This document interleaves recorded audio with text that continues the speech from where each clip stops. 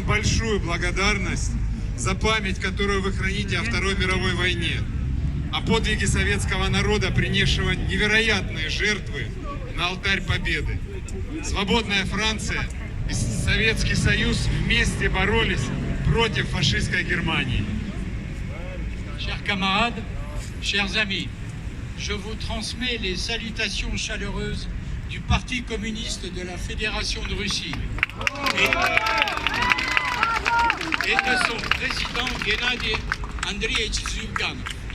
Je vous exprime ma grande gratitude pour la mémoire que vous gardez de la Seconde Guerre mondiale, de l'exploit du peuple soviétique qui a consenti d'incroyables sacrifices sur l'autel de la victoire.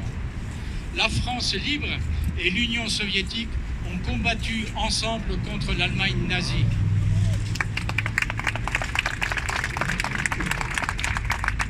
Нет ни одной семьи в Советском Союзе, которой бы не коснулась война. Наш с братом отец в возрасте 1 год вместе со своей 4-летней сестрой, жившие в селе в Запорожской области Украины, остались круглыми сиротами. Их отец, мой дед, ушел на фронт и пропал без вести на Курской дуге, а их мать расстрелял самолет во время полевых работ. Ей было 23 года. Не осталось даже фотографий. Il n'y a pas une seule famille en Union soviétique qui n'ait été touchée par la guerre. Ainsi, notre père, à mon frère et moi, âgé d'1 an et sa sœur de 4 ans, vivaient dans un village de la région de Zaporozhye en Ukraine lorsqu'ils sont devenus orphelins absolus. Leur père, mon grand-père, est parti pour le front et a été porté disparu sur le saillant de Koursk. Leur maman a été tuée par les tirs d'un avion lors des travaux de champ. Elle avait 23 ans. Il ne nous reste même pas une seule photo. Родной брат моей бабушки по материнской линии имел бронь от призыва в армию на Сталинградском тракторном заводе. Он отказался от нее и пошел воевать за Сталинград. Некоторое время его жена носила ему обеды на передовую, пока, как она рассказывала, земля не смешалась с небом. Дед говорил: воюю, чтобы у сына был чистый глаз, чтобы сын мог гордиться отцом. Он погиб в Сталинградской битве. Это была грандиозная битва. Это была кульминация схватки капитализма с социализмом. Для Гитлера город, носящий имя Сталина, был смысловой доминантой войны. Оборонительный этап Сталинградской битвы начинался сложно для Красной армии. Вермахт имел превосходство над советскими войсками в личном составе в 1,7 раза, в танках в 1,3 раза, в артиллерии в 1,3 раза, в самолетах более чем 2 раза, но победил социализм. В период Сталинградской битвы немцы и их союзники потеряли около 1,5 миллиона человек. Потери Красной армии составили 1 129 619 человек.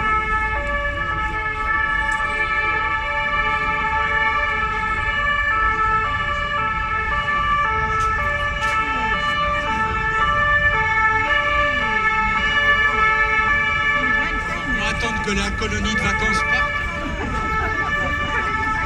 Уважает наш митинг. Elle est prise de vacances, hein? Les colonies de vacances. Regarde. C'est pas fini, là. Travaillant dans l'usine de tracteurs de Stalingrad, le frère de ma grand-mère maternelle bénéficiait d'un sursis d'appel aux armées. Il le refusa et alla se battre pour défendre Stalingrad. Des premiers temps, sa femme lui apportait son déjeuner sur le front, jusqu'à ce que, comme elle le disait, la terre ne se mêle au ciel. Le grand-père a dit: « Je combats pour que mon fils puisse me regarder droit dans les yeux, pour que mon fils puisse être fier de son père. » Il est mort pendant la bataille de Stalingrad. C'était une bataille gigantesque. C'était le moment culminant du combat entre le capitalisme et le socialisme. Pour Hitler, la ville portant le nom de Staline devenait l'objectif dominant de la guerre. L'étape défensive de la bataille de Stalingrad avait commencé de façon pénible pour l'armée rouge. La Wehrmacht avait la supériorité sur les troupes soviétiques de 1,7 fois en hommes, de 1,3 fois en tank, de 1,3 fois en artillerie,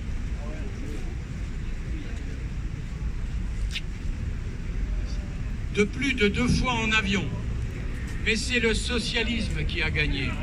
Lors de la bataille de Stalingrad, les Allemands et leurs alliés ont perdu environ 1,5 million d'hommes. Les pertes en hommes de l'armée rouge se sont élevées à 1 129 619. В знак уважения и вечной памяти советская власть построила самый грандиозный в мире мемориальный комплекс в Сталинграде – Мамаев-Курган. Бои за эту высоту продолжались 135 суток из 200 дней Сталинградской битвы. Склоны кургана были перепаханы бомбами, снарядами, минами. А после окончания боев здесь стали хоронить погибших со всего города. Главное значение Сталинградской битвы – перелом в ходе всей Второй мировой войны. En signe de respect et de mémoire éternelle, le pouvoir soviétique a construit à Stalingrad le complexe mémoriel le plus grandiose au monde, le Kurgan Mamaev. Les batailles pour cette hauteur ont duré 135 jours sur les 200 de la bataille de Stalingrad.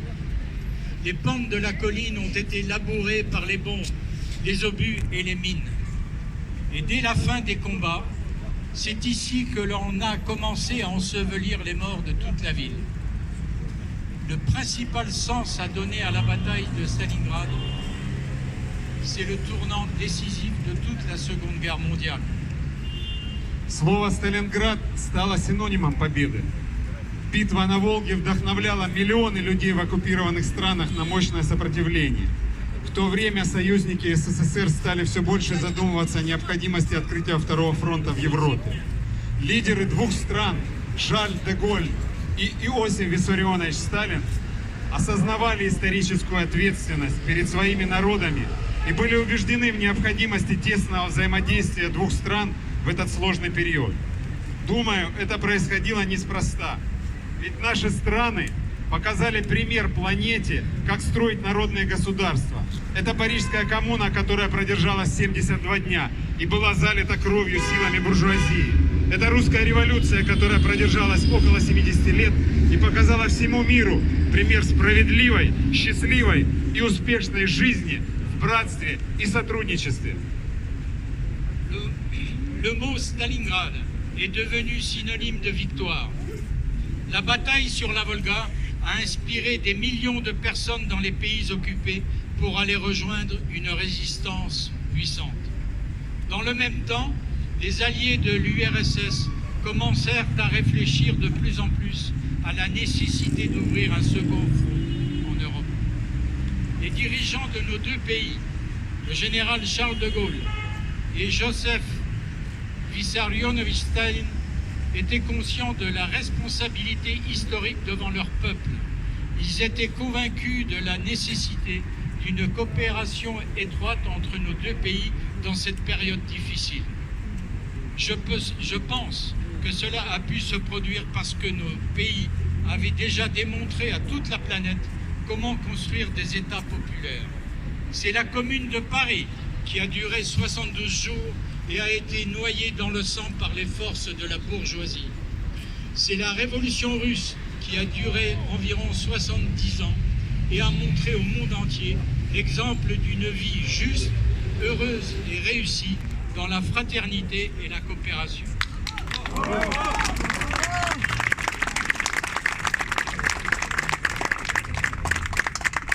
Русская революция смогла противостоять попытке вооруженным путем ее уничтожить, но она не смогла противостоять хитрости.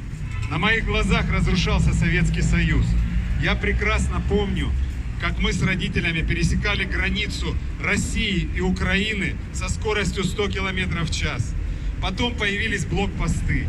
Потом уже стало невозможным проехать через них без паспорта.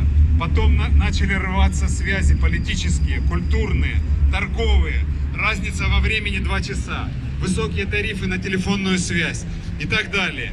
Потом начала развиваться взаимная озлобленность. Все это стало возможным с приходом капитализма на территорию Советского Союза. И если бы вы сказали жителю Советского Союза, что Россия воюет с Украиной, он бы спросил, против кого? Против кого воюют эти братские страны вместе? Социализм – это мир, капитализм – это война. La révolution russe a pu résister à une tentative de destruction par les armes, mais elle n'a pas pu résister à la ruse. L'Union soviétique s'est effondrée sous mes yeux. Je me souviens très bien comment mes parents et moi traversions la frontière entre la Russie et l'Ukraine à une vitesse de 100 km à l'heure. Puis, des points de contrôle sont apparus. Puis, il est devenu impossible de la franchir sans passeport. Puis, les relations politiques, culturelles, commerciales ont commencé à se détériorer. Un décalage horaire de 2 heures est apparu. Puis des tarifs élevés des communications téléphoniques, et ainsi de suite. Puis c'est une animosité réciproque qui a commencé à se développer. Tout cela n'a été possible que par l'arrivée du capitalisme sur le territoire de l'Union soviétique. Si vous aviez dit à un habitant de l'Union soviétique que la Russie allait se retrouver en guerre avec l'Ukraine, il aurait demandé « Mais contre qui donc ? Mais contre qui ces pays frères se battent-ils l'un contre l'autre ? Le socialisme, c'est la paix. Le capitalisme, c'est la guerre. »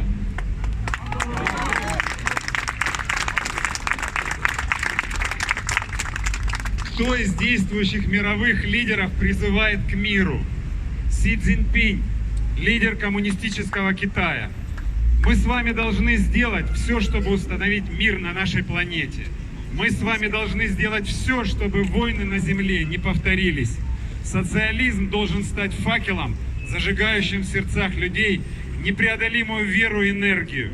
Да здравствует солидарность коммунистических, социалистических, рабочих партий, трудящихся, воюющих и не воюющих стран. Эта солидарность – залог мира на планете Земля. Qui parmi les dirigeants actuels du monde appelle à la paix? C'est Xi Jinping, le leader de la Chine communiste. Vous et moi devons tout faire pour établir la paix sur notre planète. Vous et moi devons tout faire pour que les guerres sur la Terre ne se reproduisent jamais plus. Le socialisme doit devenir un flambeau qui allume une conviction et une énergie irrésistible dans le cœur des gens. Vive la solidarité des partis communistes, socialistes, ouvriers, des travailleurs des pays belligérants et non belligérants. Cette solidarité est la clé de la paix dans le monde.